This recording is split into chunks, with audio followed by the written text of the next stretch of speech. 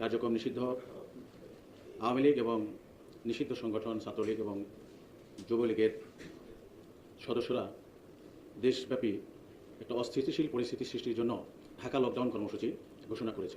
গত 9 তারিখে সকাল 6টা 20 মিনিটে এই কর্মসূচির অংশ হিসাবে এখানে যুবলীগ, তারপর মহিলা যুবলীগ এবং আওয়ামী লীগের কতিপয় কারাই মিছিল বের করেছে, তাদের আইডেন্টিফাই করার চেষ্টা করি এবং তাদেরকে গ্রেপ্তার করার চেষ্টা করি। এর প্রেক্ষিতে আমরা গতকাল সন্ধ্যা 6:30টার দিকে বর্তমানে জেলা আওয়ামী লীগের ভারপ্রাপ্ত সভাপতি মোহাম্মদ ফারুক হোসেন ওরফে বোমা ফারুককে আমরা ঝিলটুলি তার বাসা থেকে গ্রেপ্তার করি।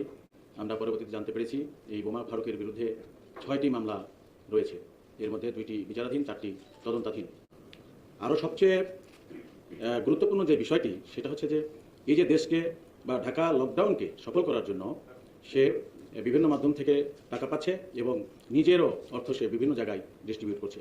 এবং আরও জানতে পেরেছি যে আওয়ামী লীগের একদম শীর্ষ পর্যায়ের নেতৃবৃন্দের সাথে তার হরহামেশাই যোগাযোগ হচ্ছে বলে আমাদের কাছে সে স্বীকার করেছে। আমরা এই ঘটনায় মামলা নিচ্ছি, সন্ত্রাস বিরোধী আইন 2009 অনুযায়ী আমরা মামলা নিচ্ছি। আমাদের মামলা রেডি হচ্ছে, আজকেই মামলা হয়ে যাবে, আমরা সেখানে অ্যারেস্ট দেখাবো।